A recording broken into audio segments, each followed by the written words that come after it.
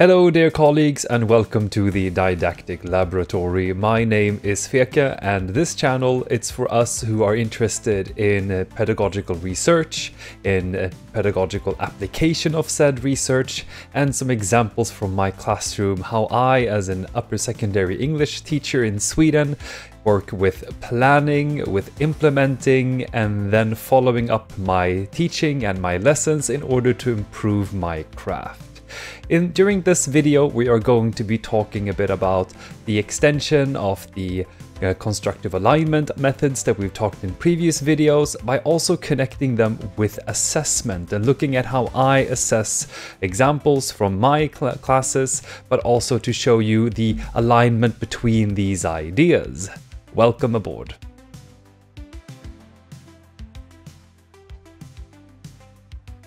Now, during previous videos in this series, I've spoken a bit about how I approach planning and how I make sure that my education has a certain sense of structure to make sure that my students succeed at the end of each part of my course. So what I talked about initially is the idea that I look at the syllabus that we have and that I split these into parts or to chunks in order to make sure that I focus on certain parts at a given time. So I talked a bit about constructive alignment, the idea that we have intended learning outcomes and we have teaching activities and assessment tasks, that they all make sure that we spend most of our time focusing on those ideas to promote certain skills or knowledges during lesson time. After that, I talked a bit about how I split these into modules and I create an annual wheel to make sure that I can focus on a particular skill at one given time and therefore ensure that alignment is ensured within that module, that we don't blend in with other ideas. We're only meant to become really good at what we study. And then after that, I've talked a bit about how this looks generally within a module, that I split these into lessons of 12, where we have introduction lectures, we have activities, we have quizzes, and eventually my students are then prepared to perform during various kinds of assessment tasks. It could be listening comprehension, reading comprehension, writing essays, participating in seminars, and so on. And that all of these lessons within a module are meant to assist the student to reach said goal.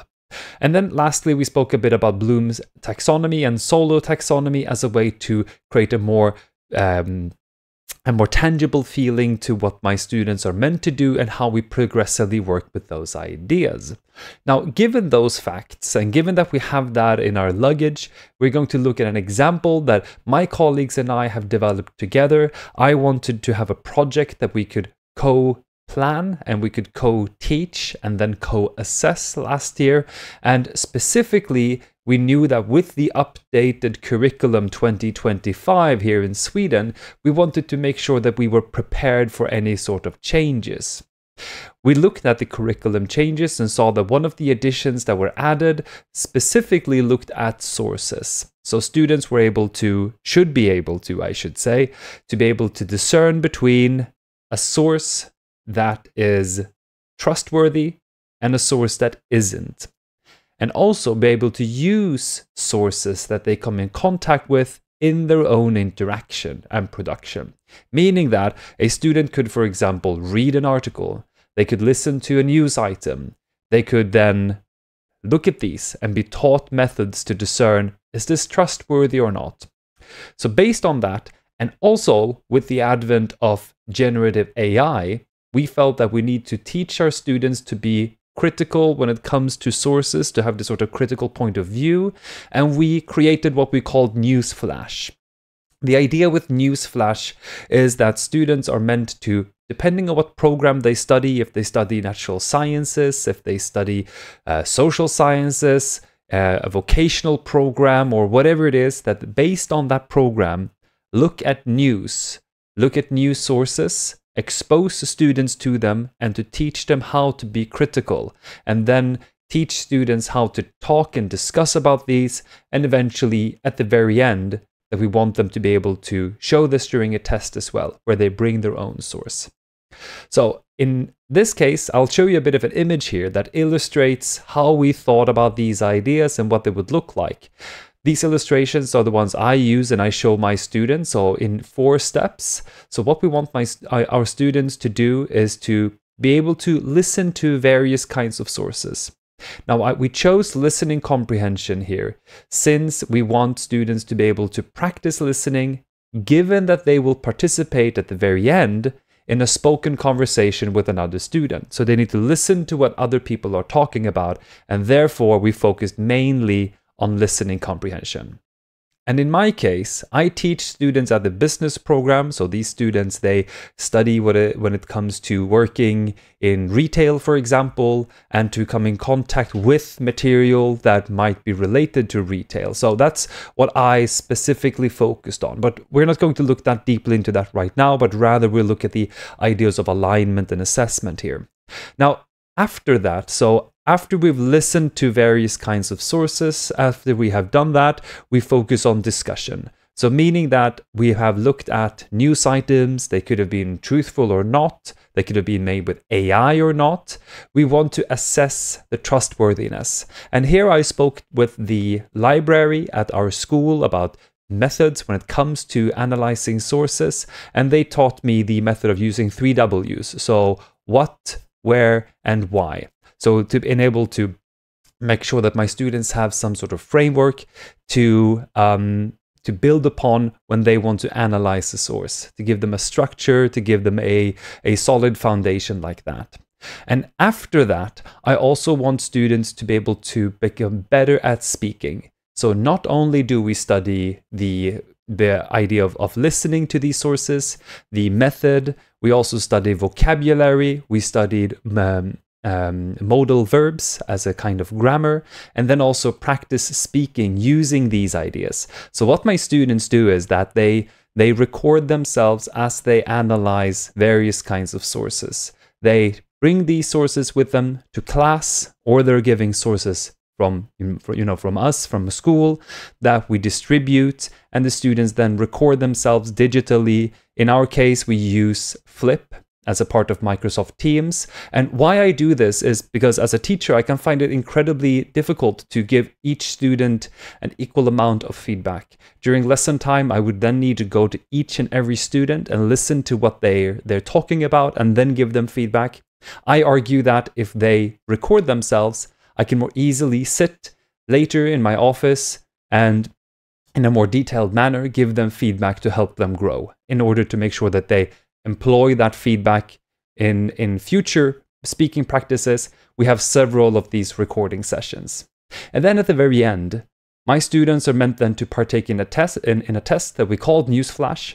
And what they need to do then is they need to bring a news item with them. They can choose anything they want. It could be true, it could be false. It's really up to them. But what I want them to do is to present that in a conversation with another student. And then there's also going to be an interactive part. So we'll look at that next. But given that's the main focus, the idea with all of these parts when it comes to teaching them is meant to ensure that they can listen, that they can discuss and be participating in a conversation, and improving their speaking skills. So those are the main 3 ideas that the lessons are supposed to lead to. And next, you can see here are the instructions when it comes to the speaking test. And when we made this together, my colleagues and I, we wanted it to be true to what the national test might look like in spring.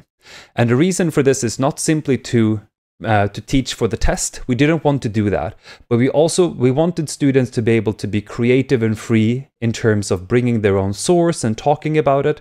But we also realized that we want the students to be feeling secure when the test does come in spring. So therefore, we made the test into 2 parts.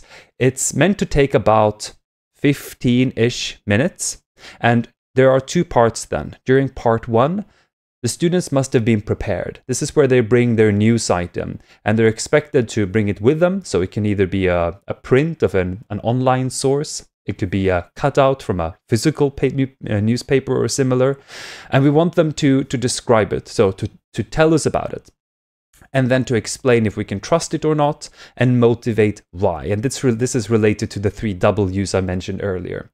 And then, to ensure that students are also able to participate on the fly, there's a second part where we give students examples and they're made to choose a few topics. So they're given that after they're done with part 1. And this is going to be unprepared. However, we have added questions to sort of get the discussion going. But what it means is that students will have to look at these questions and the material that we give them, and they have to then respond there as they go. And we have these 2 parts because that's how the national test works, but also to see how students can express themselves without preparation. And this helps us to get a bit of a more nuanced perspective when it comes to our students' performances, since then they can be prepared and be unprepared. And then on the right, you have my assessment matrix that I use. So when I give my students feedback, I give them feedback on the content. So what they are talking about, the examples they use, and to what extent they go into details. For example, in this case, using these 3 W's, adding different sort of perspectives, positive, negatives, comparing certain ideas. And then when it comes to language, we're looking at the words they use, the clarity, and if they actually manage to participate in a conversation. They could be excellent at describing ideas, definitely so, but if they repeat the same concept over and over, if we cannot really understand what they're saying, or if they're not actually interacting, they are crucial to this assessment task. We want students not only to present, but to interact as well. So what we then look for will be variation, if they can speak freely without reading from their notes, and if they're able to build upon one another's ideas, responding, asking questions, adding nuance and those sort of concepts. And these are then split into what I call towards E, towards C, and towards A. And I use this since they receive their grade once the course is over, but until then, they've never really received a proper grade. I always said you're going towards a certain assessment, and this can fluctuate up and down based on the skills we are addressing, but also the students' performances. Meaning that we haven't received the grade until the end, and currently it's simply a trajectory for the students. So those are the sort of ideas then that we have looked at and we've discussed, and this is something that's going to be happening now in the overlap between October and November, when we will do this once again, the second time around. And my colleagues and I, we have made some adjustments and some improvements. And I wanted to share this because I thought it was such a good example of how we've looked at constructive alignment, how we've looked at the sort of concept of a module that we then shape slightly depending on the program that we're teaching at, but also how it relates then to the assessment task and how we try to define it as well as possible according to these verbs. We know it's all about describing, about motivating, and then contributing to a conversation. Those sort of things that we have been trying to address as we've taught them throughout the module. So in conclusion, in this video, I've shared a bit about the work where we have crafted a module at my work called Newsflash. We made this last year and we've taught it already once, and we'll do it once again, and how it relates to constructive alignment and to taxonomies and such, and in relationship to the assessment task. Students are meant to bring a news item with them, they present it, and then they will receive also a unprepared material where they will discuss the trustworthiness and the credibility of sources. If you found this video interesting, you can message me by giving it a thumbs up or by leaving a friendly comment in the comment section below. If you have colleagues you think might find this interesting, please feel free to share the video with them and consider subscribing to the Didactic Laboratory. It helps my channel grow and I appreciate it greatly, hoping that more teachers out there might find this interesting. I teach English in Sweden, and you can reach out to me if you want to chat or if you have any questions, either by following me on Instagram as the Didaktiska Laboratoriet, the Didactic Laboratory in Swedish. You can also contact me on Facebook, you can find me on LinkedIn, you can reach me on my website, didaktiska.se, but also you can always just send me an email at feke.norman@gmail.com. I look forward to your messages as always. It's great to hear from you guys, and to all of my subscribers that have joined the channel lately, thank you for watching, and to all others out there, thank you as well, and I'll see you next time.